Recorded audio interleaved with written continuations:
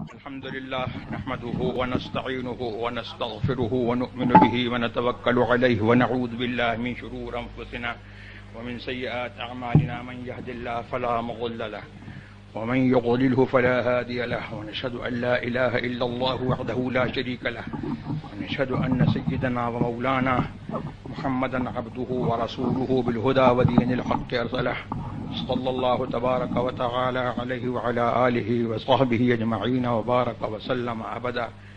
أما بعد فأعوذ بالله من الشيطان الرجيم. يا أيها الذين آمنوا اتقوا الله وكونوا مع الصادقين. صدق الله مولانا العلي العظيم وبلغنا رسوله النبي الكريم الأمين المكين ونحن على ذلك لمن الشاهدين والشاکرین الحمد للہ رب العالمین. اللہ تبارک و تعالیٰ کا ارشاد ہے، اے ایمان والو، اللہ سے ڈرتے رہو اور سچوں کے ساتھ میں رہو. میں اس سلسلے میں کیونکہ وقت بہت کم ہے، ایک طویل حدیث سرور عالم صلی اللہ تبارک و تعالی علیہ وسلم کی سناؤں گا اور اس سے یہ جائزہ لینے کی کوشش میں کروں گا، اور انشاءاللہ بہت صاف معلوم ہو جائے گا آپ کو کہ اللہ تبارک و تعالیٰ نے جن لوگوں کو یا ایھا الذین آمنوا کہہ کر کے پکارا ہے، ان کے مصداق حضور سرور عالم صلی اللہ تبارک و تعالی علیہ وسلم کے زمانے سے لے کر کے آج تک کون لوگ ہیں، اور حضور سرور عالم صلی اللہ تبارک و تعالی علیہ وسلم مرکز ایمان ہیں، محور ایمان ہیں، جان ایمان ہیں، عین ایمان ہیں، اور صحابہ کرام رضوان اللہ تبارک و تعالی علیہم اجمعین کا کیا عقیدہ تھا، اور حضور سرور عالم صلی اللہ تبارک و تعالی علیہ وسلم کیا وہ محض ایک معمولی اپنے جیسا انسان سمجھتے تھے، یا وہ ان کو اپنی جانوں کا اور اپنے مال کا اور اپنا مختار مطلق سمجھتے تھے. حضرت امام بخاری رضی اللہ تبارک و تعالی عنہ اور دوسرے محدثین کبار نے حضرت امام زہری رضی اللہ تبارک و تعالی عنہ سے روایت کیا ہے. وہ حضرت عبداللہ ابن کعب ابن مالک سے روایت کرتے ہیں، اور حضرت عبداللہ اپنے باپ کعب ابن مالک رضی اللہ تبارک و تعالی عنہ سے روایت کرتے ہیں. کعب ابن مالک رضی اللہ تبارک و تعالی عنہ اپنا قصہ، اپنی آپ بیتی جو ان پر گزری، وہ یوں سناتے ہیں. فرماتے ہیں حضرت کعب ابن مالک رضی اللہ تبارک و تعالی عنہ کہ میں نے حضور سرور عالم صلی اللہ تبارک و تعالی علیہ وسلم کے ساتھ جب سے میں مشرف بہ اسلام ہوا، جتنی جنگیں حضور نے لڑیں اور جتنے غزوے حضور سرور عالم صلی اللہ تبارک و تعالی علیہ وسلم نے انجام دیے، کفار کے ساتھ جتنی مرتبہ جہاد کیا، میں ہر مرتبہ حاضر رہا سوائے جنگ بدر کے. اور جنگ بدر میں اپنی غیر حاضری کی وجہ یہ بتاتے ہیں کہ جنگ بدر کوئی وقت مقررہ پر اور شیڈیول ٹائم پر جو ہے وہ جنگ بدر کفار سے نہیں ہوئی تھی، بلکہ ایسا ہوا تھا کہ کفار قریش نے جب حضور سرور عالم صلی اللہ تبارک و تعالی علیہ وسلم کو ایذا دی اور حضور کو ہجرت کا حکم دیا، اور حضور کے ساتھ جو حضور کے غلام تھے وہ بھی مدینہ شریف میں آئے، اور کچھ پہلے ہی حضور کے حکم سے کچھ حبشوں کو روانہ ہو گئے تھے، پھر حبشے سے جو ہے پھر مدینے میں آئے، اور کچھ لوگوں نے مدینہ ہی کی طرف ہجرت کی. تو اب کفار قریش کا قافلہ، یہ لوگ بزنس مین تھے اور ان کا قافلہ جو ہے وہ مدینے سے ہو کر کے شام کی طرف جاتا تھا. تو کچھ حضور سرور عالم صلی اللہ تبارک و تعالی علیہ وسلم کے جانثاروں نے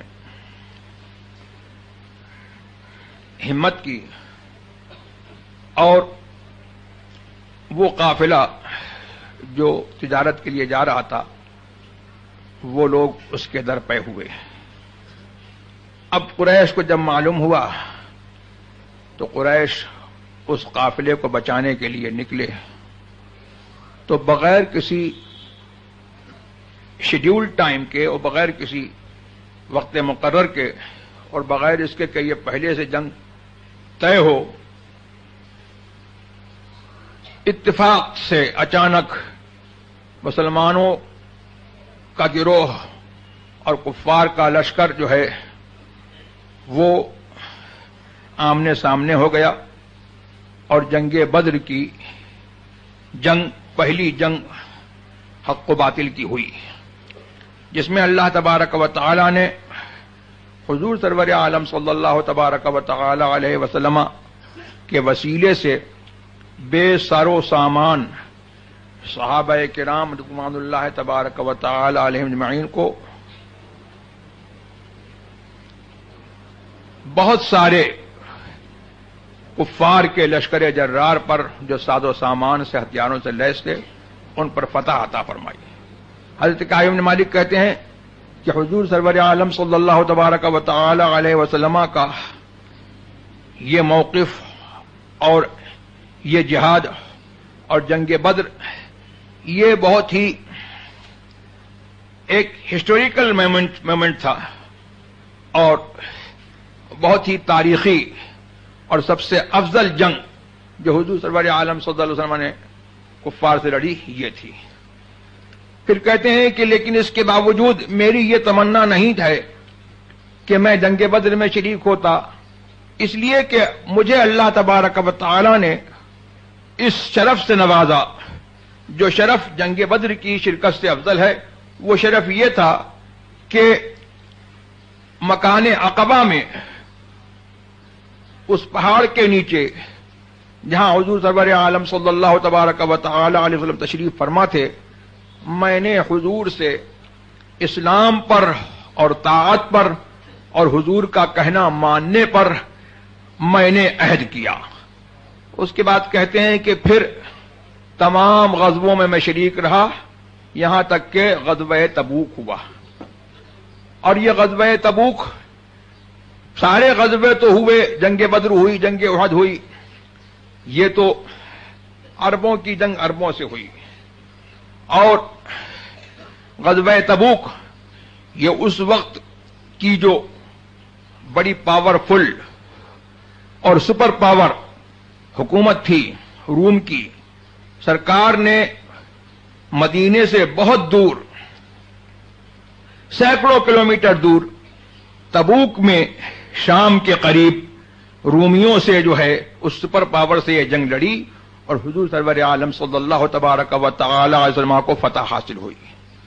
کہتے ہیں کہ یہاں تک کہ غزوہ تبوک کی باری آئی اور حضور سرور عالم صلی اللہ تبارک و تعالی علیہ وسلم نے عام منادی فرما دی، اعلان فرما دیا کہ لوگ جو ہے اس کے لیے تیاری کریں. اور غزوہ تبوک سے پہلے حضور سرور عالم صلی اللہ تبارک و تعالی وسلم کا طریقہ یہ تھا اکثر بیشتر کہ اگر کسی غزوے کے لیے جاتے تو اپنا فائنل ڈیسٹینیشن نہیں بتاتے تھے بلکہ توریہ کرتے تھے اور پہلودار بات کہتے تھے کہ میں فلاں جگہ جا رہا ہوں. اور یہ حضور کے غلاموں کو معلوم ہوتا تھا کہ فائنل ڈیسٹینیشن کیا ہے اور فرماتے تھے کہ جنگ جو ہے وہ دھوکے کا نام ہے. جنگ میں دشمن کو جو ہے اپنے راز سے واقف نہ کرایا جائے اور ایسی پالیسی اختیار کی جائے کہ دشمن جو ہے دھوکہ کھائے، تو یہ فرماتے تھے کہ جنگ دھوکے کا نام ہے. مگر غزوہ تبوک میں حضور سرور عالم صلی اللہ تبارک و تعالی علیہ وسلم نے عام منادی فرما دی اور فرما دیا کہ تبوک کی طرف جانا ہے، اور سب کو جو ہے حکم ہو گیا کہ کوئی جو ہے پچھڑنے نہ پائے، اور سب لوگ جو ہے اپنی پوری تیاری سے نکلیں۔ کہتے ہیں کہ حضور سرور عالم صلی اللہ تبارک و تعالی نے جو ہے جب اعلان فرما دیا تو میں جو ہے اس وقت جو ہے میں بہت آسودہ حال تھا، اور بہت ہی میں تونگر تھا، مالدار تھا، اور جہاد پر جو ہے مجھ کو بڑی قوت تھی۔ اور یہ غزوہ تبوک کس زمانے میں ہوئی؟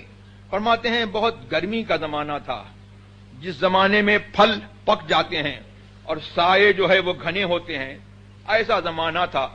تو حضور سرور عالم صلی اللہ تبارک و تعالی نے اعلان فرمایا، اور جمعرات کے دن جو ہے صبح کو آپ جو ہے غزوہ تبوک کے لیے جو ہے مدینہ شریف سے روانہ ہوئے۔ اور حضور کی یہ عادت تھی کہ جب کسی سفر کے لیے نکلتے تھے تو جمعرات ہی کے دن جو ہے حضور جو ہے وہ سفر فرماتے تھے۔ اب کہتے ہیں کہ میں نے دل میں سوچا کہ حضور چلے گئے، میں کل جمعے کے دن جاؤں گا، بازار جاؤں گا اور اپنا ساز و سامان خریدوں گا، لشکر، اور حضور سرور عالم صلی اللہ تبارک و تعالی علیہ وسلم سے جو ہے مل جاؤں گا، لیکن مجھے کچھ کام درپیش ہو گیا تو جمعے کے دن نہیں گیا۔ اور مجھے یہ سائے گھنے اچھے لگ رہے تھے اور یہ پھل پک گئے تھے، مجھے جو ہے اس کی طرف رغبت تھی، وہ اچھا لگ رہا تھا۔ تو دوسرے دن بھی جو ایسا ہوا کہ میں نے کہا کہ دوسرے دن نکل جاؤں گا، سامان خرید لوں گا اور اس کے بعد حضور سے مل جاؤں گا۔ کہتے ہیں کہ پھر مجھے کوئی کام درپیش ہو گیا، پھر میں نہیں جا سکا۔ اس کے بعد کہتے ہیں کہ مجھے جو ہے گناہ نے گھیر لیا اور میں جو ہے پھر بیٹھ رہا۔ اور اس کے بعد کہتے ہیں کہ میں نکلتا تھا بازاروں میں تو مجھ کو بڑی شرم آتی تھی، اور مجھے جو ہے یہ بہت برا لگتا تھا کہ لوگ دیکھیں اور وہ کسی ایسے شخص کو دیکھیں کہ جس کے اوپر جو ہے انگلیاں اٹھائی جائیں اور لوگ تانا دیں کہ یہ منافق ہے۔ یعنی اس زمانے میں حضور سرور عالم صلی اللہ تبارک و تعالی علیہ وسلم کے غزوے میں اگر کوئی شخص نہ جائے تو وہ منافق سمجھا جاتا تھا، لیکن یہ وفادار غلام تھے تو ان کو اس سے تکلیف ہوتی تھی۔ کہتے ہیں کہ اور لشکر اتنا عظیم جرار لشکر تھا کہ اگر کوئی چھپنا چاہتا تو آسانی سے چھپ سکتا تھا، اس لیے کہ اس لشکر کو کوئی بہت بڑا رجسٹر بھی جو ہے اس کا احاطہ نہیں کر سکتا تھا، اتنا عظیم لشکر تھا۔ اور پچھڑنے والے جو لوگ پیچھے رہ گئے وہ 80 سے زیادہ کچھ لوگ تھے، یعنی 83 سے لے کر کے 89 تک ان کی تعداد رہی ہوگی۔ کہتے ہیں کہ حضور سرور عالم صلی اللہ تبارک و تعالی میں جب غزوہ تبوک میں جنگ میدان تبوک میں پہنچے تو مجھے یاد کیا اور کہا کہ کعب ابن مالک کہاں ہیں؟ تو کہتے ہیں کہ میری قوم کا ایک شخص تھا، اس نے کہا کہ کعب ابن مالک تو اپنے عائش میں جو ہے مست ہیں، وہ اپنے اچھے لباس میں مست ہیں اور وہ اپنے اچھے لباس کی طرف نظر کر رہے ہیں اور ان کو اچھے لباس کو دیکھنے سے فرصت نہیں ہے۔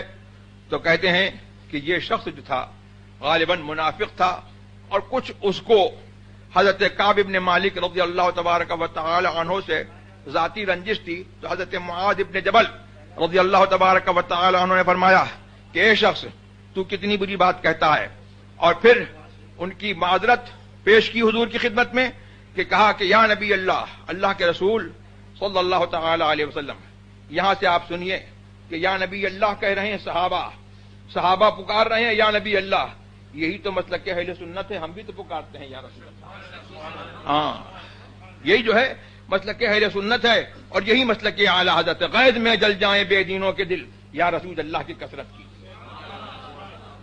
کوئی بات ہوتی صحابہ جو ہے یا نبی اللہ یا رسول اللہ کہہ کر کے پکارتے، کہنے لگے یا نبی اللہ، اے اللہ کے نبی، ہم تو اس آدمی کو جو ہے اچھا ہی جانتے ہیں، یہ غلط کہہ رہا ہے۔ حضور سرور عالم صلی اللہ تبارک و تعالی علیہ وسلم خاموش ہو گئے۔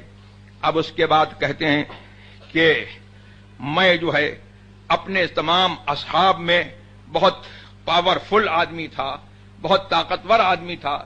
میں جو ہے آتا تھا، بازاروں میں چلتا تھا اور بازاروں میں گھومتا تھا، اور میرے دو ساتھی اور تھے، مرارہ ابن ربیعہ اور ہلال ابن امیہ. وہ بھی میرے پیچھے جو ہے میرے ساتھ میں جو ہے وہ بھی چڑھ گئے تھے. کہتے ہیں کہ میں اسی حال میں جو ہے رہا، اور میں سوچتا رہا کہ میں حضور کی خدمت میں، جب حضور کی خدمت میں آؤں گا اور حضور تشریف لائیں گے، حضور کی خدمت میں حاضر ہوں گا، تو کیسے بات بناؤں، کیسے میں ایکسکیوز کروں، ہاؤ کین آئی ایکسکیوز، میں کیا بہانہ بناؤں، اور حضور سرور عالم صلی اللہ علیہ وسلم کو کیسے میں پرسویٹ کروں، کیسے میں راضی کروں، اور حضور کے غصے سے، حضور کے جلال سے کیسے بچوں. یہ صحابہ ہیں، یہ سمجھتے تھے کہ ان کا جلال جو ہے ان کا جلال نہیں ہے، یہ خدا کا غضب ہے. یہی تو مسلک اعلی حضرت ہے. نہیں وہ میٹھی نگاہ والا، خدا کی رحمت ہے جلوہ فرما، غضب سے ان کے خدا بچائے، جلال باری تب. تو پھر کہتے رہے، ایسے کہوں گا ویسے کہوں گا، جھوٹے ہیلے بہانے جو ہے دل میں آتے رہے، زبان سے نہیں کہا، اب دل میں جو ہے سوچتے رہے کہ یہ کہہ دوں گا وہ کہہ دوں گا. لیکن اس کے بعد جو ہے دل میں جو ہے یہ جو نے ارادہ جما لیا کہ سچ بولوں گا. اور کہا کہ اتنے میں پھر یہ ہوا کہ حضور سرور عالم صلی اللہ تبارک و تعالی علیہ وسلم تشریف لے آئے. ان کے تشریف آوری کی خبر جو ہے وہ ایک دن پہلے مل گئی کہ کل آ رہے ہیں. تو حضور سرور عالم صلی اللہ تبارک و تعالی علیہ وسلم دن جب چڑھ گیا، سن رائز کے ٹائم پر جو خوب اچھا سورج چڑھ گیا اوپر، آپ تشریف لائے. تو سب سے پہلے حضور اپنی عادت کے مطابق مسجد میں گئے. حضور کی عادت تھی جب کسی سفر سے واپس ہوتے تو اپنے گھر والوں سے نہیں ملتے تھے، اپنے گھر میں نہیں جاتے تھے، مسجد میں جاتے تھے اور 2 رکعتیں جو ہے وہ شکرانے کی پڑھتے تھے، اور اس کے بعد جو ہے پھر جو ہے اپنے صحابہ سے ملتے تھے، اور اس کے بعد گھر میں جاتے تھے. تو کہتے ہیں کہ حضور جو ہے اپنی عادت کے مطابق مسجد میں تشریف لائے اور صحابہ سے 2 رکعتیں پڑھیں، پھر صحابہ سے ملے. اب لوگ جو ہے آتے تھے، جو منافق تھے وہ لوگ جو ہے آتے رہے اور حضور سے جو ہے باتیں بناتے رہے. حضور ہم کو یہ کام لگ گیا، وہ کام لگ گیا. حضور نے جو ہے ان کا جو ظاہری عذر تھا وہ قبول کر لیا، اور ان کا باطن اور ان کے اندر کی بات اللہ کے سپرد کر دی. اور یہ حضور کا قاعدہ تھا. حضور نے فرمایا کہ ہم کو یہ حکم ہے کہ ہم جو ہے ظاہر پر عمل کریں اور باطن جو ہے اللہ کے سپرد کر دیں. تو حضور کو سب خبر تھی، لیکن حضور کو حکم نہیں تھا ان کے راز کھولنے کا. تو حضور نے جو ہے ان کے ظاہر کو قبول کر لیا. کہتے ہیں کہ اب میری باری آئی، میں حضور کی خدمت میں حاضر ہوا. تو کہتے ہیں کہ میری نظر جب حضور پر پڑی تو حضور جو ہے مسکرائے، لیکن اس مسکراہٹ میں غصہ تھا، جلال تھا. حضور نے فرمایا کہ کعب ابن مالک، تم نے تو اپنی اونٹنی خرید لی تھی، کیوں نہیں آئے؟ تو کہتے ہیں کہ یا رسول اللہ، اگر میں کسی اور کی خدمت میں بیٹھتا اور میں اس سے جھوٹ کہتا تو اس کے غصے سے بچ سکتا تھا، لیکن مجھے یقین ہے کہ اگر میں آپ کے سامنے سچی بات کہوں گا حضور کو جلال آ جائے گا. لیکن اللہ سے جو ہے مجھے امید ہے کہ اللہ تبارک و تعالیٰ آپ کو راضی فرما دے گا، اور اگر میں جھوٹ بولوں گا تو اللہ تبارک و تعالیٰ آپ کو مطلع فرما دے گا، اور نہ میں پھر آپ کے عذاب سے بچ پاؤں گا نہ خدا کے عذاب سے بچ پاؤں گا. تو یہ صحابہ کا کیا عقیدہ تھا؟ صحابہ کا عقیدہ یہ تھا کہ ہمارا پروفٹ جو ہے، our prophet knows the intrinsic, knows whatever we conceal in our heart, and he knows the unseen. وہ غیب کی خبر جانتے ہیں، ہمارے دل میں کیا ہے اس کو بھی وہ خبر رکھتے ہیں، اور صرف جانتے نہیں ہیں بلکہ he can observe whatever is in heart. جو کچھ ہمارے ہاتھ دل میں ہے وہ اس کو دیکھتے ہیں. سبحان اللہ. تو یہ تو صحابہ کا عقیدہ تھا. اب اس کے بعد جو ہے کہنے لگے کہ حضور میرے لیے جو ہے کوئی عذر نہیں تھا، میں جو ہے جس وقت جو ہے میں آپ سے پچھڑا ہوں میں بہت ہی اچھے حال میں تھا. تو پھر حضور نبی کریم صلی اللہ علیہ وسلم نے فرمایا کہ یہ سچ کہتا ہے. کہا کہ اٹھ جاؤ جب تک اللہ تبارک و تعالیٰ کا حکم تمہارے معاملے میں آئے اس وقت تک صبر کرو. اب صبر کی منزل دیکھیے سبحان اللہ. اب جہاں پر جو ہے ان کی قوم کے لوگ بولے اے شخص تو نے اپنے آپ کو ذلیل کر لیا, حضور سے تو کچھ بہانہ بنا دیتا, کوئی عذر کر دیتا, حضور استغفار کرتے, تیری شفاعت کرتے تو تیرا جو ہے گناہ معاف ہو جاتا. صحابہ کا عقیدہ کیا تھا کہ یہ شفاعت کر دیں گے اللہ معاف فرما دے گا. یہی تو مسلک اعلی حضرت ہے, یہی مسلک اہل سنت ہے. اب آئی شفاعت کی ساعت اب آئی, ذرا چین لے میرے گھبرانے والے سبحان اللہ. تو اس کے بعد جو ہے کہنے لگے کہ وہ لوگ کہنے لگے کہ تو نے جو ہے اپنے آپ کو جو ہے وہ ایسی منزل میں ڈال لیا کہ اب معلوم نہیں کہ تیرا کیا فیصلہ ہوتا ہے. کہتے ہیں کہ تھوڑی دیر کو مجھے خیال ہوا کہ لوٹ جاؤں اور میں کہہ دوں کہ جھوٹ بول دوں کہ نہیں حضور ایسا ہوا ویسا ہوا. تو میں نے کہا کہ یہ بتاؤ کہ مجھ سے پہلے بھی جو ہے کیا کسی نے جو ہے سچ سچ حضور کی خدمت میں عرض کیا ہے؟ بولے ہاں, ہلال ابن امیہ اور مرارہ ابن ربیعہ ان دونوں نے جو ہے جیسے تم نے کہا ویسے ہی انہوں نے بھی جو ہے سچا سچا جو ہے اپنا حال بیان فرما دیا. تو کہا کہ بس مجھے ان دو سچوں کی ذات میں میری لیے جو ہے رہنمائی ہے, میں ان کو فالو کروں گا.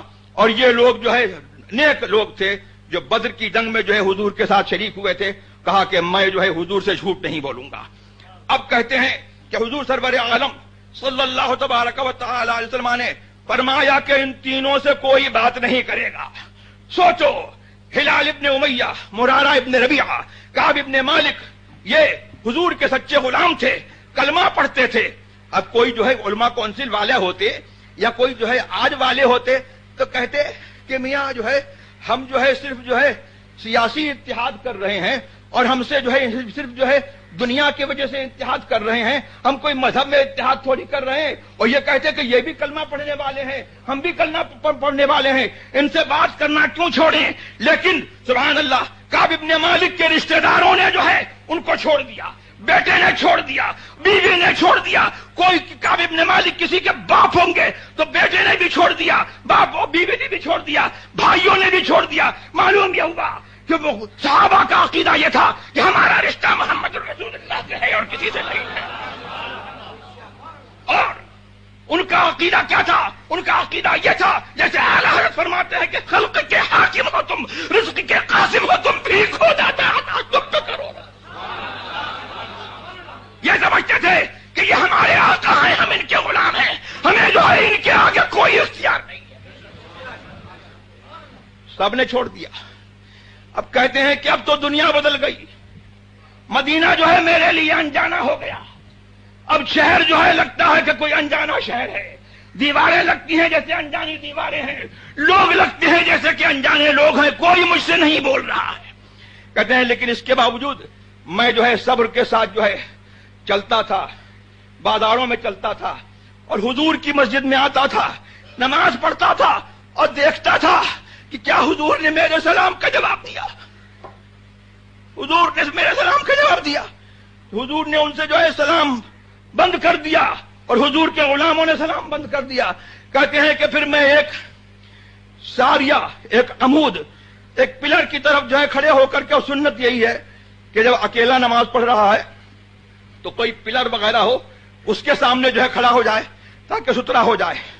تو کہتے ہیں کہ پلر کی طرف جو ہے توجہ کر کے میں اپنی نماز کی طرف متوجہ ہوتا تو میں دیکھتا کہ حضور کنکھیوں سے جو ہے مجھے دیکھ رہے ہیں, اور جب میرا چہرہ حضور کی طرف ہوتا تو حضور منہ پھیر لیتے تھے. مجھے اس سے تکلیف ہوتی تھی. سبحان اللہ. پھر کہہ رہے ہیں کہ یہی جو ہے حالت میں جو ہے ایک دن ایسا ہوا کہ بازار میں جا رہا تھا تو غسان بادشاہ شام جو ہے اس کا خط آیا, اور ایک نصرانی جو ہے یا تمہاری کوئی ذلت ہو ہم تمہاری عزت کریں گے اور ہم تمہیں جو ہے بہت رسپیکٹ کے ساتھ رکھیں گے, ہمارے پاس آ جاؤ. سبحان اللہ. تو دل میں سوچتے, لیکن یہ سچی غلامی کو انہوں نے جو ہے یہی مسلک اعلی حضرت ہے کہ انہیں جانا انہیں مانا, نہ رکھا غیر سے کام, للہ الحمد میں دنیا سے مسلمان گیا. کہتے ہیں کہ یہ تو اور مصیبت ہو گئی. تو کہتے ہیں کہ میں نے جو ہے اس خط کو لیا اور تندور میں آگ بھڑکائی اور تندور میں جو ہے اس خط کو جلا دیا کہ یہ خط ہی نہیں رہے گا کہ جو مجھے جو ہے جانے کا خیال ہو یا کسی کو جو ہے اس خط کے اوپر اطلاع ہو تو سمجھے کہ میں سازش کر رہا ہوں. سبحان اللہ. تو اس کے بعد جو ہے کہتے ہیں کہ اسی حال میں جو ہے 40 راتیں گزر گئیں. اب حضور سرور عالم صلی اللہ تبارک و تعالی علیہ وسلم نے امتحان لیا کعب ابن مالک کا اور مرارہ ابن ربیعہ کا، ہلال ابن امیہ کا. کعب ابن مالک کے پاس جو ہے قاصد بھیج دیا، اپنا میسنجر بھیج دیا اور کہلوا دیا ان کی بیوی سے، ان سے کہلوا دیا کہ اپنی بیوی کو چھوڑ دو. انہوں نے کہا طلاق دے دوں؟ کہا نہیں طلاق مت دو، لیکن اس سے صحبت مت کرنا، اس کے پاس مت رہنا. اور ایسے ہی جو ہے مرارہ ابن ربیعہ سے کہلوایا، یہی جو ہے ہلال ابن امیہ سے کہلوایا. تو کہتے ہیں کہ ہلال ابن امیہ کی بیوی حضور کی خدمت میں حاضر ہوئی اور وہ کہنے لگی کہ ہلال ابن امیہ بہت بوڑھا شخص ہے اور اس کا تو عجیب حال ہے، اور ان دونوں کا عجیب حال ہوا کہ یہ لوگ جو ہے نڈھال ہو گئے، غم سے لیٹ گئے، بچ گئے، اور کہتے ہیں کہ اپنا سر نہیں اٹھاتے تھے. تو کہتے ہیں کہ جی اب ختم ہو رہی بات. تو کہنے لگے کہ خدمت میں آئی، کہنے لگی کہ بوڑھا شخص ہے اور وہ نہ کھاتا ہے نہ پیتا ہے، میں کیا اس کی خدمت کر سکتی ہوں؟ حضور نے کہا کہ ہاں خدمت کرو، لیکن تم سے ہرگز صحبت نہ کرے. تو کہا کہ اس کے اندر اس کی طاقت ہی نہیں ہے. سبحان اللہ.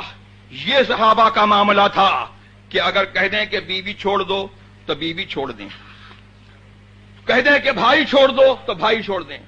کہہ رہے ہیں کہ اب یہاں پر جو ہے کہتے ہیں کہ جب میری مصیبت جو ہے بہت زیادہ ہوئی اور مجھے صبر نہیں ہوا تو ایک دن جو ہے میں اپنے بھائی کے باغ میں کیسے گیا، دروازہ بند تھا، دیوار پر میں چڑھ گیا. میرا چچازاد بھائی ابو قتادہ تھا جو میرا چچازاد بھائی تھا. میں نے اس کو سلام کیا، اس نے سلام کا جواب نہیں دیا. میں نے کہا کہ کیا تو یہ سمجھتا ہے، مجھے بتا دے کہ کیا ہے میں اللہ و رسول سے محبت کرتا ہوں؟ اس نے جواب نہیں دیا. دوسری مرتبہ کہا خدا کی قسم تجھ کو دیتا ہوں میرے سوال کا جواب دے، اللہ و رسول سے محبت کرتا ہوں کہ نہیں؟ تو اس نے جواب نہیں دیا. پھر تیسری مرتبہ قسم دی کہ میں جو ہے تجھ سے سوال کرتا ہوں کہ میں اللہ و رسول سے محبت کرتا ہوں. تو اس نے کہا اللہ و رسولہ عالم، اللہ جانے اس کا رسول جانے. یہی تو مسلک اعلی حضرت ہے کہ اللہ جانے اور اللہ کے دیے سے جو ہے رسول جانے. اسی لیے تو اعلی حضرت نے فرمایا کہ اور کوئی غیب کیا تم سے نہا ہو بھلا، جب نہ خدا ہی چھپا تم پہ کروڑوں درود. تو کہتے ہیں کہ پھر تو مجھے رونا آیا اور میں جو ہے دیوار جو ہے پھاند کر کے جو ہے چلا گیا. کہتے ہیں کہ اسی حالت میں جو ہے جب میں ایک جو ہے دن فجر کی نماز پڑھ کر کے اپنی چھت پر بیٹھا تھا تو میں سنتا ہوں کہ سلا پہاڑ کی چوٹی سے جو ہے کوئی کہہ رہا ہے اے کعب ابن مالک تجھ کو بشارت ہو. تو کہتے ہیں میں نے کہا الحمدللہ اب جو ہے میری صبر کی گھڑی جو ہے وہ ختم ہوئی اور انشاءاللہ خوشی کی گھڑی آ گئی. کہتے ہیں کہ پھر وہ شخص جو ہے گھوڑا دوڑاتا ہوا جو ہے میرے پاس آیا اور اس کی آواز اس سے پہلے میرے پاس آئی. میں نے اس کو اپنے دونوں کپڑے جو ہے دے دیے بشارت کے طور پر، علامت کے طور پر کہ خدمت میں حضور کی جاؤ اور یہ بتا دو کہ غلام حاضر ہو رہا ہے. کہتے ہیں کہ اور میری توبہ جو ہے جو قبول ہوئی ہے تو قبولیت کی خبر جو ہے حضور پر جو ہے وہ نازل ہوئی تھی. وہی نازل ہوئی تھی کب؟ جب تہائی حصہ جو ہے رات کا گزر چکا تھا. تو حضرت ام سلمہ نے کہا کہ کیا ہم اب کعب ابن مالک کو خبر نہ دے دیں؟ حضور نے فرمایا کہ نہیں، ٹھہر جاؤ، صبح ہونے دو. اگر ابھی خبر دی جائے گی تو لوگ جو ہے بھیڑ کر دیں گے اور تم لوگوں کو سونے نہیں دیں گے. جب فجر ہوئی سبحان اللہ اور یہ حضور کی خدمت میں جو ہے حاضر ہوئے تو کہتے ہیں کہ میں نے دیکھا کہ حضور کا چہرہ جو ہے چاند کی طرح چمک رہا ہے. حضور خوش ہیں اور جب حضور کی خوشی کا عالم ہوتا تھا تو حضور کا چہرہ جو ہے ایسے ہی چمکتا تھا. فرماتے ہیں کہ میں نے جو ہے مجھ سے حضور نے جو ہے کہا کہ اے کعب ابن مالک تجھ کو جو ہے ایسے دن کی خوشخبری دیتا ہوں جو دن تیرے لیے جو ہے تیری پیدائش سے لے کر کے آج تک جو ہے سب دنوں سے زیادہ بہتر ہے، اس دن کی تجھ کو خوشخبری ہو. تو کہا کہ یہ آپ کی طرف سے ہے یا اللہ کی طرف سے ہے؟ فرمایا کہ نہیں، یہ اللہ کی طرف سے ہے. اور کہتے ہیں کہ ہمارے ہی جو ہے حق میں جو ہے یہ آیت نازل ہوئی کہ لقد طاب اللہ علی النبی والمہاجرین والانصار الذین اتبعوه فی ساعۃ العسرہ حتی اذا ضاقت علیہم انفسهم وضاقت علیہم الارض بما رحبت فتاب علیہم وهو التواب الرحیم. اللہ تبارک و تعالی نے اس نبی صلی اللہ تعالی علیہ وسلم کر اپنی رحمت سے رجوع فرمایا اور مہاجرین و انصار کی توبہ کو قبول فرمایا، جنہوں نے حضور کی پیروی کی، حضور کی غلامی کی فی ساعۃ العسرہ، اس مشکل کی گھڑی میں، جنگ تبوک میں. اور یہاں تک کہ جب ان لوگوں پر جو ہے ان کی جانیں تنگ ہو گئیں اور زمین ان پر جو ہے تنگ ہو گئی اپنی کشادگی کے باوجود، اللہ نے ان کی توبہ قبول فرمائی اور وہی توبہ قبول کرنے والا مہربان ہے. اور کہتے ہیں ہمارے ہی حق میں یہ آیت نازل ہوئی جو میں نے پہلے پڑھی، یا ایھا الذین آمنوا اتقوا اللہ وکونوا مع الصادقین. اے ایمان والو اللہ سے ڈرتے رہو، وکونوا مع الصادقین، اور سچوں کے ساتھ میں رہو.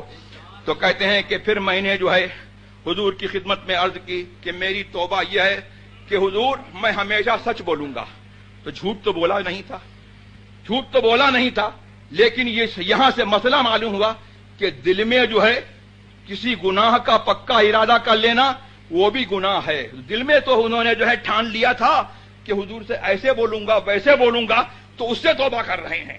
زبان سے نہیں کہا ہے لیکن دل میں جو ہے برا خیال آیا، اس سے توبہ کر رہے ہیں. ہاں سبحان اللہ، کہا کبھی جھوٹ نہیں بولوں گا. اور میری توبہ یہ ہے کہ اللہ اور رسول کے لیے جو ہے میرا سارا مال صدقہ ہے، سارے مال سے میں جو ہے دستبردار ہوتا ہوں. فرمایا کہ نہیں، اپنا کچھ مال جو ہے چھوڑ دو تو تمہارے لیے یہ بہتر ہے. تو فرمایا کہ عرض کیا کہ جو خیبر کا میرا حصہ ہے وہ میں لے لیتا ہوں. اس کے بعد پھر جو ہے کہتے ہیں کہ ہم لوگوں نے جو ہے اللہ تبارک و تعالیٰ کا شکر ادا کیا کہ اللہ تبارک و تعالیٰ نے جو ہے ہم کو یہ نعمت عطا فرمائی، اور میرے دونوں دوستوں کو ہلال ابن امیہ کو اور مرارہ ابن ربیعہ کو یہ نعمت عطا فرمائی کہ ہم نے جو ہے حضور سے سچ بولا. تو میں نے یہ دعا کی کہ اللہ تبارک و تعالیٰ نے جس طرح جو ہے مجھے آزمایا ہے ایسے جو ہے کسی اور کو نہ آزمائے، اور اللہ تبارک و تعالیٰ جو ہے اگلی زندگی میں جو ہے آگے کی جو زندگی ہے میری اس میں جو ہے مجھے محفوظ رکھے. تو یہ میں نے چند باتیں جو ہے آپ کے سامنے سنا دی جس سے آپ جو ہے یہ خوب سمجھ سکتے ہو کہ صحابہ کیا سمجھتے تھے کہ ہمارا رشتہ حضور سے ہے، اور جس کا رشتہ حضور سے ہے ہمارا اس سے رشتہ ہے، اور جس سے حضور نے جو ہے منع فرما دیا ہم اس سے نہیں ملیں گے. یہ صحابہ کا جو ہے عقیدہ تھا. اور پھر یہ بھی صحابہ کا عقیدہ تھا کہ حضور ہم جیسے نہیں ہیں بلکہ ایسے ہیں کہ وہ سارے انسانوں کے بادشاہ ہیں اور سارے انسانوں کے حاکم ہیں اور سب ان کے غلام ہیں. اور یہ بھی ان کا عقیدہ تھا کہ حضور کی شفاعت جو ہے، جس کے لیے حضور کی شفاعت ہو جائے گی اس کی بخشش ہو جائے گی. یہی میرے سرکار نے یہی تو فرمایا ہے کہ شفاعتی لأہل الکبائر من امتی، میری شفاعت جو ہے میری امت کے بڑے گناہ گاروں کے لیے ہے. اور میری دوسری حدیث میں جو وہاں مدینہ شریف میں ابھی لکھی ہوئی ہے نیکیوں کو نظر نہیں آئی ہے ورنہ اس کو مٹا دیتے، فرمایا شفاعتی حق فمن لم یؤمن بها لم یکن من اہلها، میری شفاعت جو ہے وہ برحق ہے، جو اس پر ایمان نہیں رکھتا وہ شفاعت اس کو نہیں ملے گی، شفاعت ان کو ملے گی جو شفاعت کو مانتے ہیں. تو مسلک اہل سنت والجماعت جو ہے یہی مسلک اعلی حضرت ہے جس کو پہچان کے لیے مسلک اعلی کہا جاتا ہے. اسی کا نام جو ہے بریلویت ہے. یہ وہ بریلویت ہے جو حضور کے زمانے سے جو ہے چلی آ رہی ہے. تو میری آپ کو یہی وصیت ہے، یہی نصیحت ہے کہ اس مسلک پر جو ہے آپ لوگ قائم رہیں. مسلک اہل سنت کیا ہے؟ اہل سنت کا ہے بیڑا پار اصحاب حضور، نجم ہے اور ناؤ ہے اطرت رسول اللہ کی. وآخر دعوانا الحمدللہ رب العالمین.